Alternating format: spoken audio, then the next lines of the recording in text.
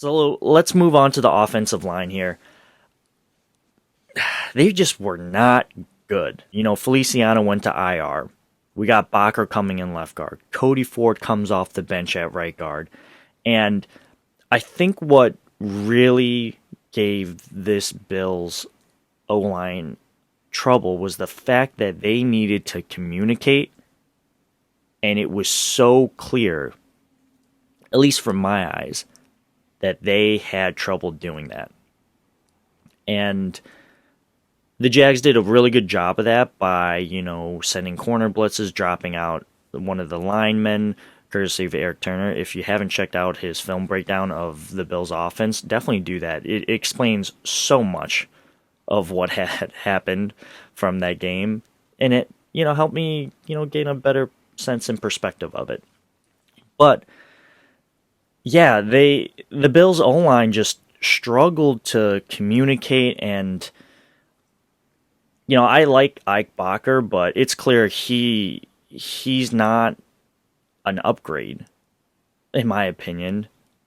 Cody Ford, I really thought he was gonna come out and have a good year, for rookie year at right tackle. We keep shifting him around. Second year gets hurt.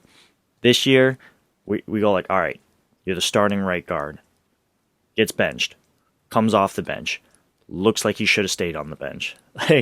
But at the same time, we had no one else to toss out there. I mean, yeah, you could toss out Ryan Bates, but what is that? If the Bills think that Cody Ford is better than Ryan Bates, what does that say about Ryan Bates? I don't know if I even want to see that. It's like opening Pandora's box, right? I don't want to know. And Darrell Williams also kind of struggled at right tackle. Dion too.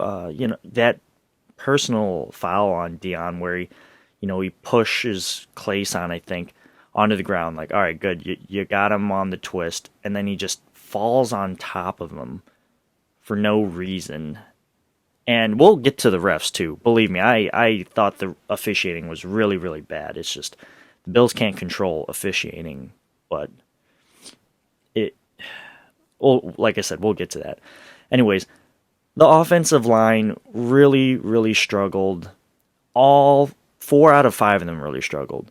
And it's funny to me because Mitch Morse was definitely the most consistent and solid out of all 5 of them.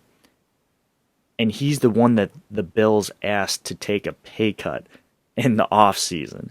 Now, I understand why they asked him to take that pay cut, but if I'm Mitch Morse and I look back at that tape, I'm sitting there and thinking to myself, like, wow, I took a pay cut, and these other guys, like Darrell Williams, just got a big contract.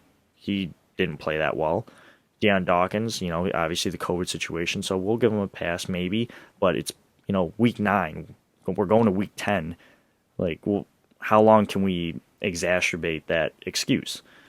And then you got these rotating doors of guards next to me. And, oh, by the way, sometimes Darrell Williams kicks into guard because he's not looking like the all-pro tackle that we signed in last year.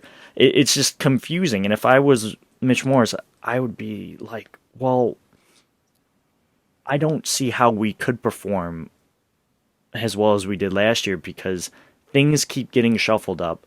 We're not gelling, and we can't communicate. So what are we doing here? And it's from a fan perspective, it's a little disappointing. It's actually just disappointing at all in general. The O-line, I think the Bills need to really invest in this position in the future, and we saw them do that with Spencer Brown, and he's out with a back injury, and then Tommy Doyle. We don't know what he looks like. They got Jack Anderson, but the Eagles plucked him off the practice squad, so we only saw preseason of him. But I think in the next coming drafts, or Brandon Beane, even right now, just look through who's available, who's on the street, and just, try. Just, it doesn't hurt to, kick some tires and check on some players and invest in this position in the future.